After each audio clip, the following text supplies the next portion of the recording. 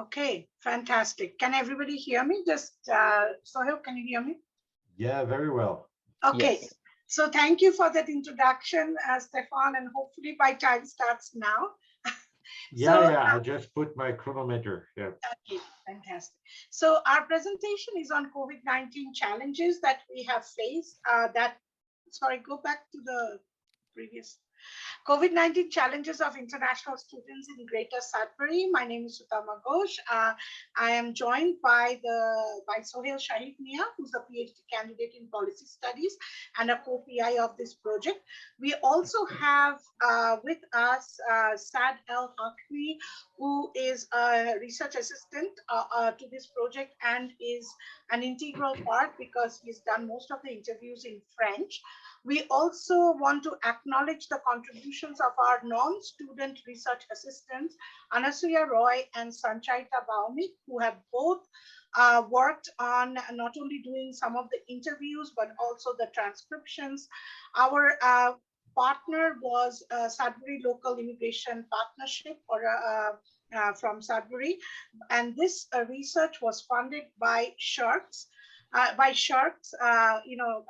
initiative on COVID-19 and supported by BMRC. I want to particularly acknowledge the contributions of Professor Damaris Rose on the proposal of this research, Professor Valerie Preston, Brian Ray, and of course, Shanaz and others from PMRC.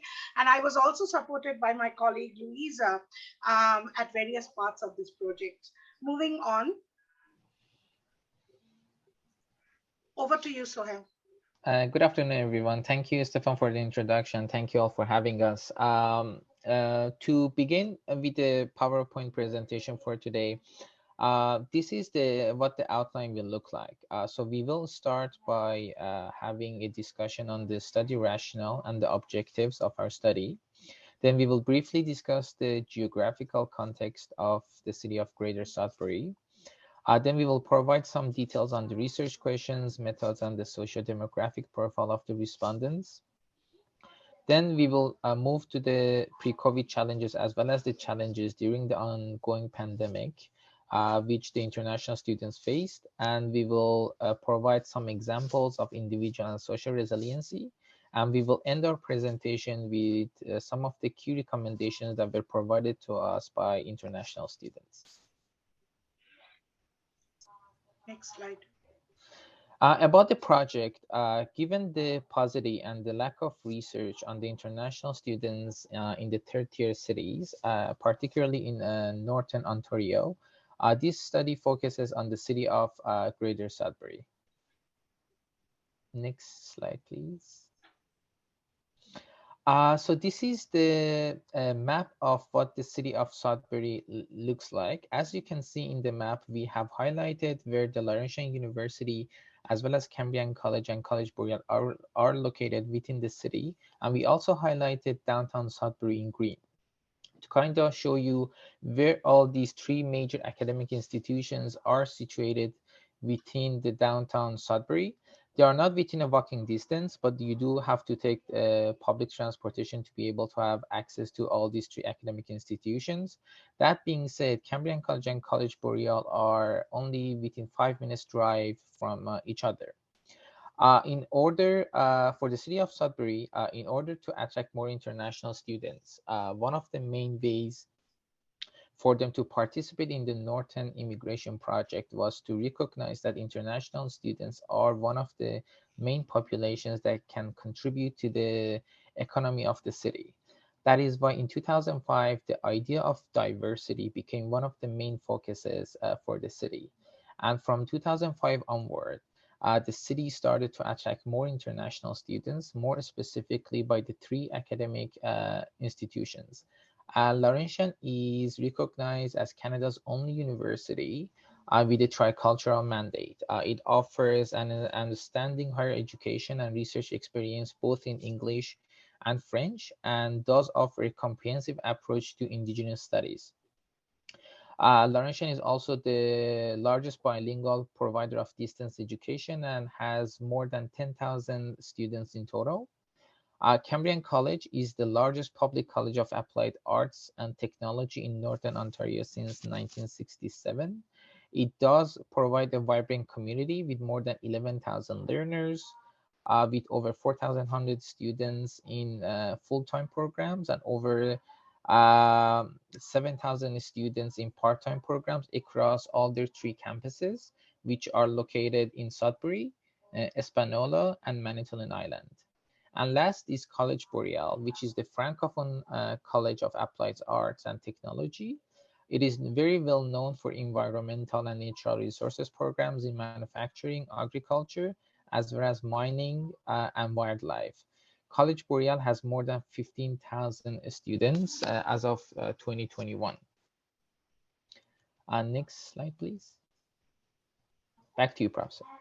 So if you look at this map, which is done with the use of GIS technology, we have actually overlain non-permanent residents as international students are.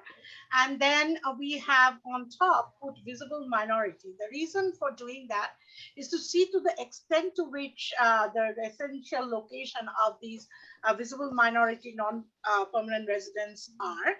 And as you can see that they are located not necessarily very close to the universities or the colleges per se, albeit there is quite a bit of them near where Laurentian is located, which basically means that a lot of Laurentian students who are also visible minorities and international students may live in the residence. So the other point that we want to make here is that although we know that Greater Sudbury is the capital, academic capital of Northern Ontario, we do not know for sure how many international students go to these universities. We only got some idea from our key informant interviews. So that's why we are not sure about the actual total number. Next slide, please. So in terms of giving you a backdrop of Greater Sudbury does have some immigrant population, but most of it arrived before 1981, as shown in the pie chart. And as Sohail mentioned, in 2005, after the adoption of the diversity, mandate, you can see that on the line graph on your right, that there has been a rapid increase in the number of immigrants to Greater Sudbury. A lot of them are also immigrants. Next slide. So if you look at the place of birth of immigrant populations in private households, and we have made here a comparative study of Greater Sudbury with Toronto, where Toronto is shown in light blue and Greater Sudbury is shown in dark blue. You will see that in comparison to Toronto, the African population is actually slightly higher in Greater Sudbury, and a lot of them are in fact francophone, which is evident from our research. The population of Asians is also increasing in Greater Sudbury quite rapidly. Next slide, please. Yeah, in terms of the research question and methods, we wanted to acknowledge that we are still in the preliminary stage of this research. We are still analyzing data and we are still going through the process. That being said, there were three main key questions that we were really interested to find the answers for. The first one was that what were the pre-pandemic challenges of international students and the institutions supporting them? We were also interested in finding out what were their challenges during the pandemic. So not only what were the challenges before the pandemic, and also to what extent these challenges exacerbate during the pandemic as well. And the third questions that we were interested, we wanted to find out what strategies, resources, and networks did they use to adapt to the rapidly evolving crisis and to prepare themselves for future crises. In terms of the methodology, we used a mixed method. We used statistical analysis as well as the field observations. We conducted in-depth key in-depth interviews with 9 key informants and 36 international students living in Greater Sudbury before the pandemic, during the pandemic, and at the time of the interview when we were conducting them. Next slide, please. To provide a better picture of the profile of respondents that were interested in being part of our project, as I mentioned, there were 36 students that we conducted in-depth interviews with them. Out of the 36, 19 of them were male and 17 of them were female. In terms of the age range, about 69% of them fall between the years 20 to 25, and 27% of them fall between the years 26 to 35 years old. In terms of the language, 75% of them identified that they can speak English, whereas 25% of them identified that they are francophones and they can speak French. In terms of the place of birth, as you can see, Asia has the most percentage. So we had 55% of our respondents were coming from Asian countries, in comparison to 41% of our respondents that were from African countries, and we only had 3% of our respondents from the Caribbean. Next slide, please. The top three pre-COVID challenges of international students that were identified were mainly related to academic, employment, and food insecurity. But we did recognize that under each one of these main pre-COVID challenges, that there are subcategories to them. For example, in terms of the academic, we recognize that some of the issues were both related to internal characteristics, such as stigmatization related to their international students' accents, our lack of knowledge regarding how the Canadian system, such as the health system and the tax system, works, as well as some of the structural and institutional issues, such as the lack of adequate equipment, facilities, and trainings that were not properly provided to the international students in order to do their projects and continue with their studying. In terms of employment, we also recognize that similar to the academic ones, there are some individual characteristic issues, such as discrimination related to accent and the race of the international students, and the lack of knowledge regarding the system. We also identified some of the structural institutional issues under the employment, which was lack of guidance from the university and the colleges, which the academic institutions did not properly provide guidance when it came to employment regarding the international students and how to find employment throughout the city, on campus and off campus. And last, in terms of the food security, there were 3 issues. One, in terms of availability, which more specifically, it related to the lack of culturally specific food. As we mentioned earlier, a lot of students came from Asian and African countries. So there was a lack of culturally available food in the city so for the students to be able to have access to them. There was also an accessibility, which also to some extent were related to the lack of funds being provided to the international students.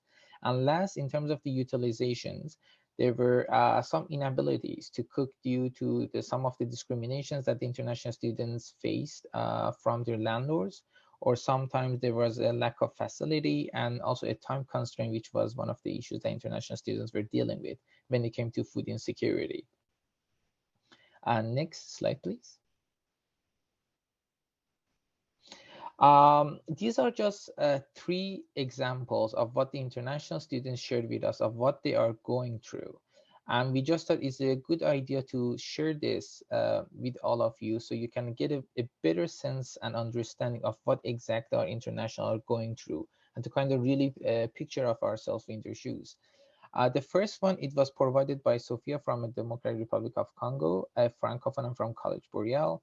Was mentioned that here we have an optional course that is done online. Although I have never had such a thing in my country, it was so difficult because there were deadlines to submit the work and I didn't know it. So as you can see, this goes back to the academic difficulties that the international students are facing. The second code is provided by Karen from India, Anglophone and at Laurentian University. Mentioning that lower than my standard, actually the curriculum is not that challenging, I do not have to put in the effort. And the last one is also from Darshan from India Anglophone and Laurentian University, saying that no one helped me to find a job. Laurentian has international student orientation, but it's not helpful at all. And this one again relates back to the employment issues at the structural level, where the university did not provide that much of a guidance to international students to be able to find employment. So I'm going to talk about what are the challenges that these students faced during the the ongoing pandemic. So what Sohail mentioned is that there were pre-COVID academic challenges, pre-COVID employment challenges, and pre-COVID food insecurity. Those were the three issues that came up. But when we asked about whether the challenges exacerbated or remained the same, we found that actually, in fact, some of these challenges decreased or remained the same, but there were other compounding issues or compounding vulnerabilities, and we would like to draw your attention to that. In terms of the academic challenges, many students told us that since the most of the courses were being offered online, for most of them it was easier. But for others who were not such as Sophia, we've talked about her before, or Alex, it was difficult because this sort of online work they were not accustomed with, particularly because they're from also taking science courses and which required lab work and all that, which was not provided. So for them, those challenges increased. But overall, we can say that the academic challenges either decreased or remained the same. But what we actually found is that the public transportation or the lack of that, which is provided by the city, was one of the main reasons why the international students who were stuck in Greater Sudbury at the time of the ongoing pandemic, particularly, after the lockdown stage, when the first reopening was done, that the public transportation, in fact, impacted their employment, food insecurity, and led to both physical and mental issues. And I will speak about that by providing you with an example. Not saying that public transportation was the only reason, but saying that it did have a huge um, impact. Okay, let's go on to the next slide.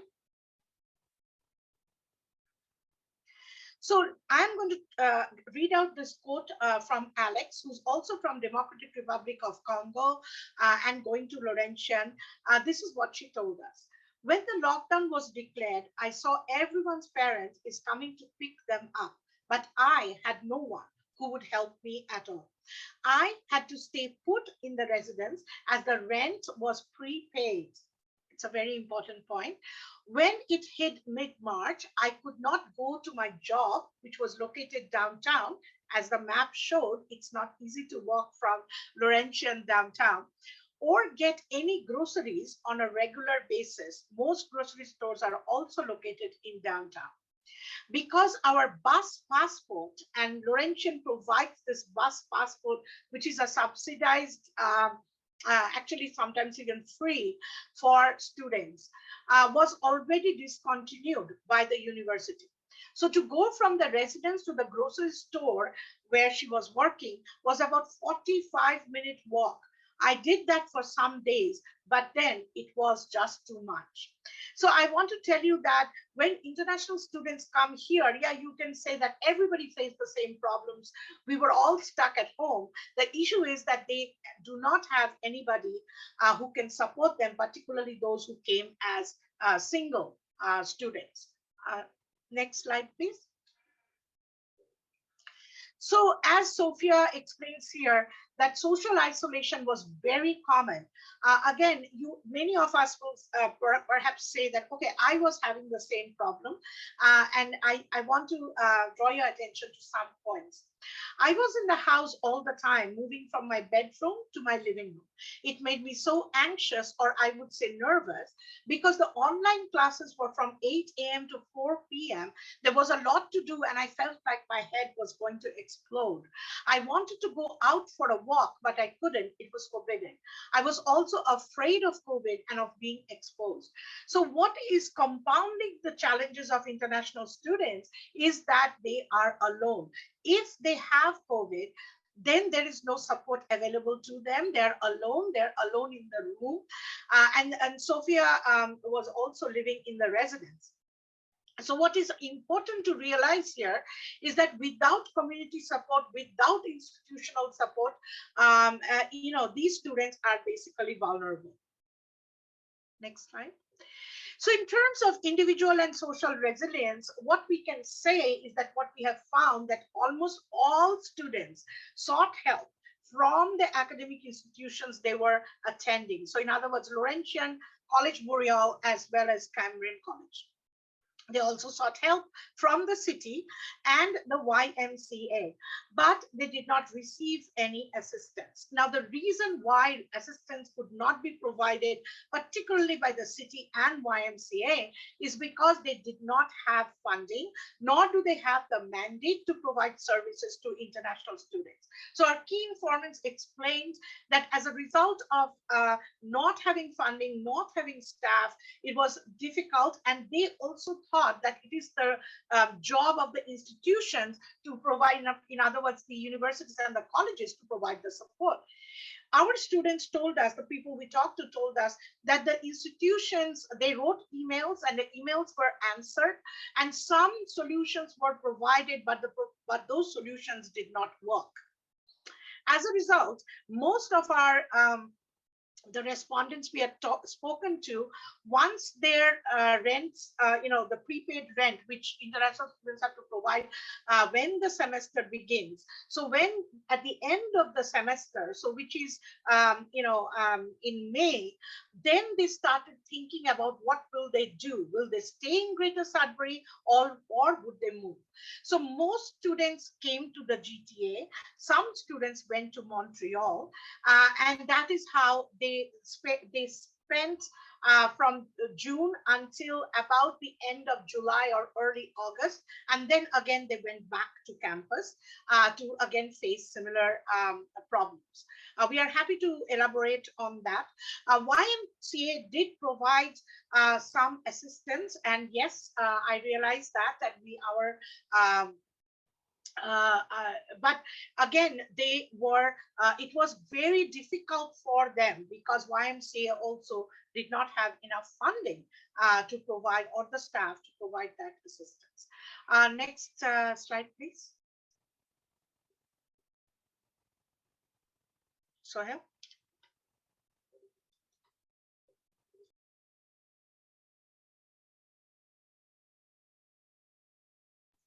Sohail, you're muted.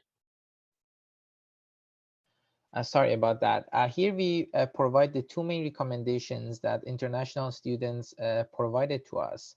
One of the key ones that they provided was that the citizens of the Greater Sudbury should be more considerate toward the situation of international students. More specifically, the international students that we interviewed felt like that because they're in a vulnerable situation, because of their status, they felt like they were being judged throughout the city, and they felt that the citizens of the Greater Sudbury can listen to them, listen to their problems and issues, and do not judge them.